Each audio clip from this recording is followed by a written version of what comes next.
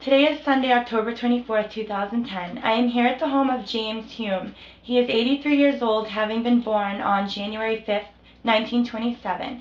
I have known James for several years, having grown up with his grandchildren in Medford.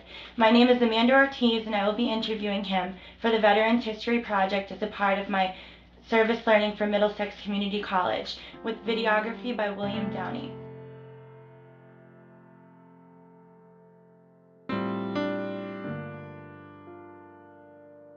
PWA days, that's when everybody didn't have a job. Like in Medford here, up at Wright Pond in the woods, they used to have doctors, lawyers, anybody, no jobs, nothing. So I think we used to get, my father used to get something like 20 bucks a week up there, and get free milk at the fire station and free pants down someplace else. It was unreal.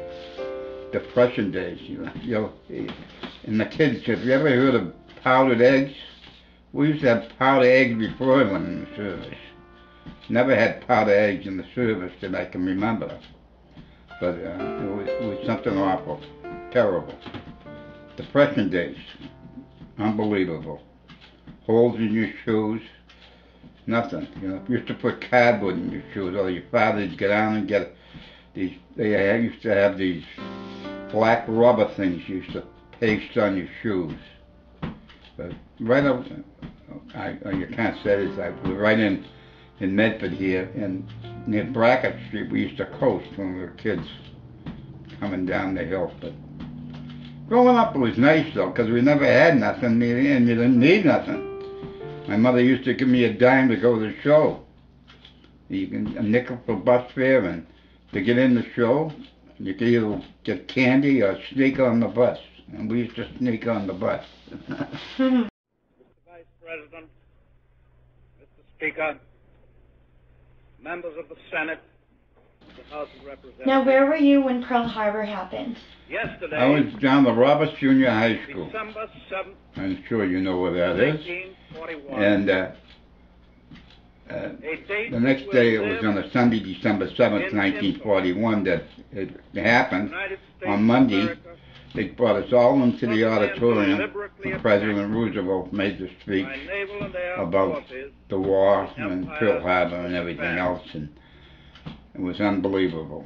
And that just kind of turned everybody on to sign up to go in the service, you know, if you were that age. So when I became 17, that's why I did it, you know. I could never forget that, his speech and what they did. Unbelievable. Unbelievable.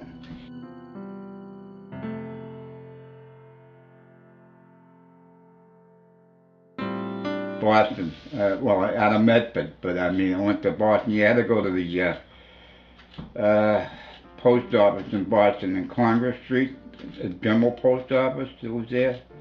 You took a physical and everything else. I remember they took the physical. They showed me the book, and they showed me this book that for colorblindness, and the guy was only a kid, and the guy was saying, "What is that?" I don't know. Went through the whole book. He said, "You know what you're doing?" I said, "No." He says, "You're looking for something." So I went through the book again, and I passed. So I passed everything. Now, how long after you recruited did you end up going to basic training? Oh, a couple of weeks maybe, whatever. So it was a fast process. Oh yeah, everything. Yeah, in those days were real fast process. And you did 4 weeks of training? 4 weeks of basic training, yeah. Where was that? Up Sanson, New York. It's up nice near Syracuse, I guess, up there someplace. And used to stencil all our clothes and stuff like that. And it was pretty good, but I was never a person to fire a gun. They used to give us 22s, I think it was 22 in the firing range, and they gave me a 45 to shoot at a target. Forget it. I think I almost knocked me on the floor of the 45. Oh. But anyway. So after you completed boot camp, where was your first stop? Well, I went home for 14 days, come back, And then I went to the Fargo building, which is in Boston on Summer Street, and I was assigned to the USS Corps, the GG 463. And we were there, and we went out for training and stuff like that, firing guns and everything else. And then eventually we went overseas to Plymouth, England, and we were there for a while.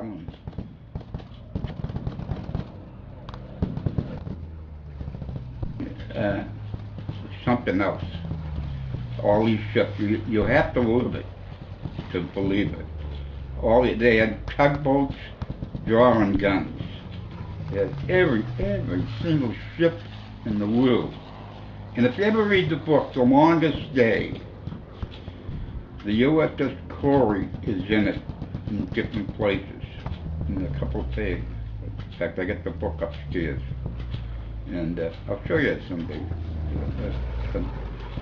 How it went. And I think I always believe it was supposed to be the June 5th, and they had to turn around and go back and make a circle and go around to June 6th. But that invasion was supposed to be June 5th. I'm thinking on my birthday when I'm saying January. Go ahead. So, when you went, did you invade from England? Where were you after Stamford, England? After I what? Where were you, where did you go after England? From England to France. That's where we went, on the invasion of Normandy. Normandy. Yes. What do you remember of that day? On that day, just the ship going, and I'm seeing all these ships, and when we got there, the guns were firing, and I'm up there looking at the firing and stuff.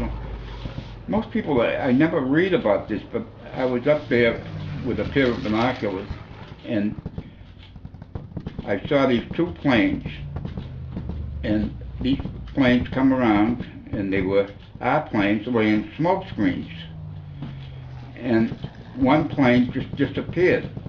It must have got hit by a German shell or something, because it just disintegrated. That was the plane that was supposed to give us cover, and the other one behind and left the smoke screen for the rest of the people.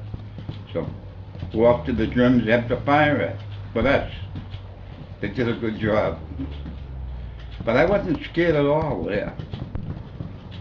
Nothing bothered me, because I never knew you could die until, after that happened. A lot of people died and stuff, But we floated around for a while, and this Fitch, that was the sister ship, one of the sister ships of us, picked us up in a whaleboat and brought us back to the Fitch, and we got on the ship, and they gave me a shot of whiskey and a little nip, and I drank that to get you warm from being in the water. And some guy gave me some clothes to wear, because we didn't have any clothes but the clothes I had on, and they were soaking wet. So that's what and then they brought us back to Falmouth, England, and we stayed a couple of days, and we got on a train after that, and went all the way to Hillsborough, Scotland. It was a rest camp there, and we stayed there a couple of weeks, and come back on the, I think it was so long, I think it was the Queen Elizabeth we come back on. And we gambled, and they took every dime I had. Playing all those English games, Oh. So then come back and went on a 30-day leave. Now when you were in Normandy, going back to Normandy, your ship got hit. It got struck. Yeah, and as you floated, you saw the ship go down. Is that right? It's a V right? for victory, yeah. Yeah, I always remember that, yeah. Yeah, it looked like it, because it split right in two. It hit a mine, and the German 88s hit it with everything they had, and they split it right in two. And it went down, both ends went down. But just like the V for victory.